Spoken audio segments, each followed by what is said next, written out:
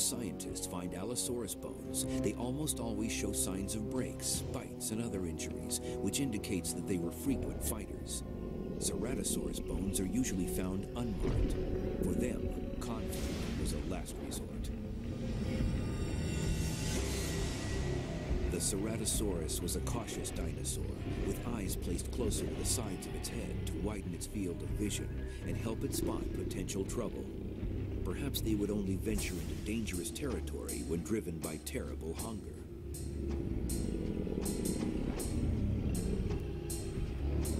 Dinosaurs like Allosaurus and Tyrannosaurus rex would have marked the boundaries of their territory with scent marks like modern predators do.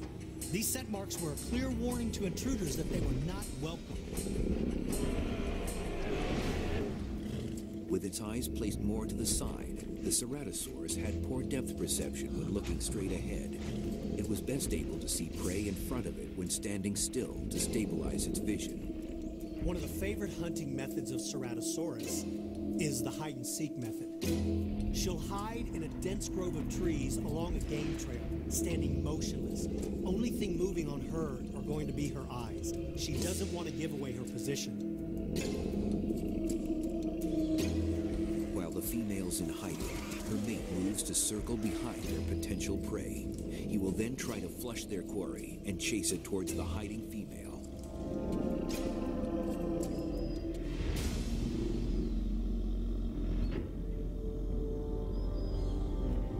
We see the same sort of behavior in modern lions, where the male will simply act as a distraction to drive prey towards the awaiting female.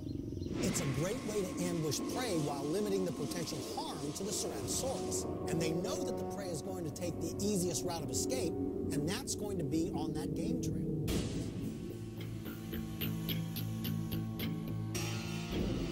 Once the male knows that the prey has gotten on the game trail, the chase ensues. The Ceratosaurus is trying to make as much noise as he can. He's trying to drive the prey into the waiting arms of his hidden mate. The male ceratosaurus will use a loud roar to drive the prey and alert his hiding mate.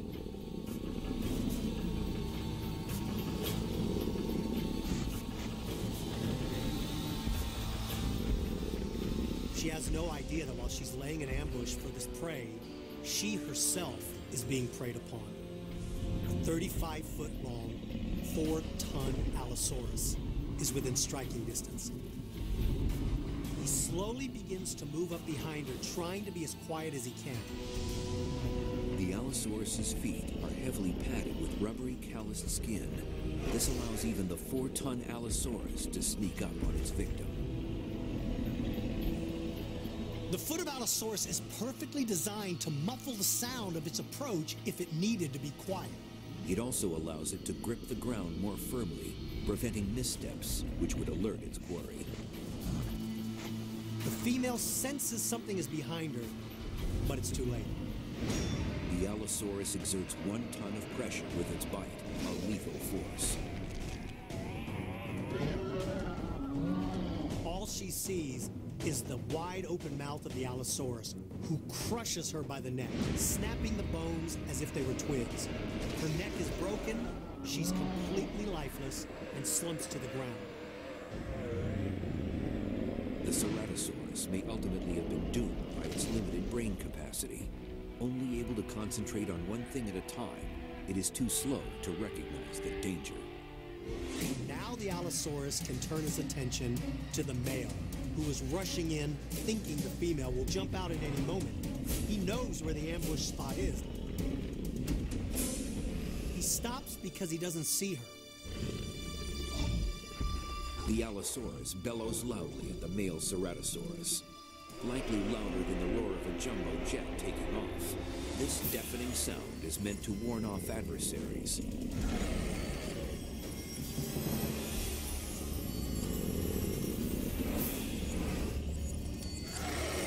He senses something's wrong, but has no idea what. He catches slight movement. As he turns and looks, he sees the silhouette of a massive Allosaurus that is now closing in. The Allosaurus is a classic headhunter. Its claws can be used to hold prey, but its teeth are its main weapon.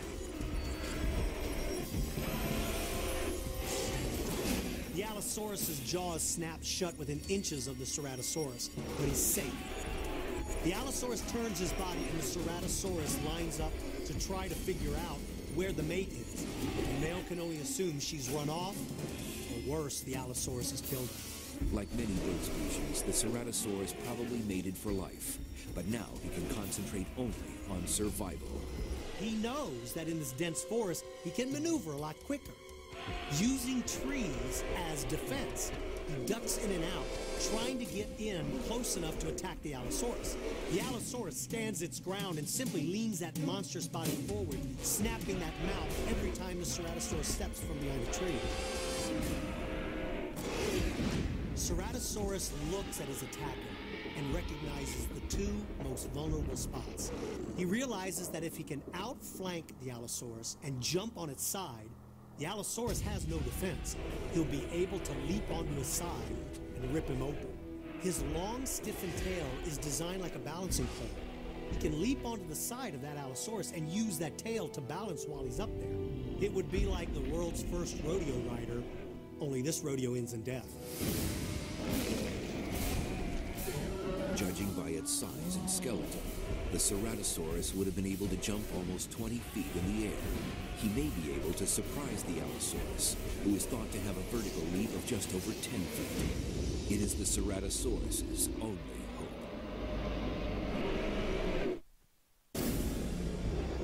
The Allosaurus has a lower jaw that is able to expand outward when he bites, so that he can swallow giant prey. And his size allows him to chase the biggest game. He is not used to fighting smaller, more agile opponents.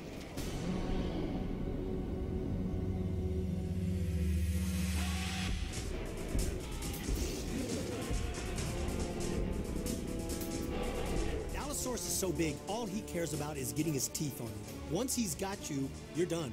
Game over. The claw drives home directly into the Allosaurus. The Allosaurus roars in terror as it stands upright, blood gushing from the wound. Now the fight has changed. It's personal. The Ceratosaurus now has the perfect opportunity to outflank the Allosaurus.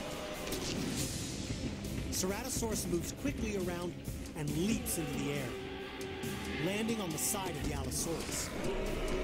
The Allosaurus is looking to kill this animal, not chase him away, but to kill him. Allosaurus, using his mass, is able to shift and shudder and ultimately throw the Ceratosaurus to the ground. The Allosaurus lunges forward, but then changes position halfway to his target. The Ceratosaurus fails to react quickly enough. The enormous jaws of the Allosaurus clamp down on the shoulder of the Ceratosaur. The Ceratosaur roars in pain and is able to use its elongated upper teeth to slash the jaw of the Allosaur. The Allosaur will not release its prey. The Allosaurus will not just bite straight down. He will also move his jaws side to side to cause slashing wounds. Grabbing the Ceratosaurus in his jaws, the Allosaurus picks his body up and shakes it like a rag doll.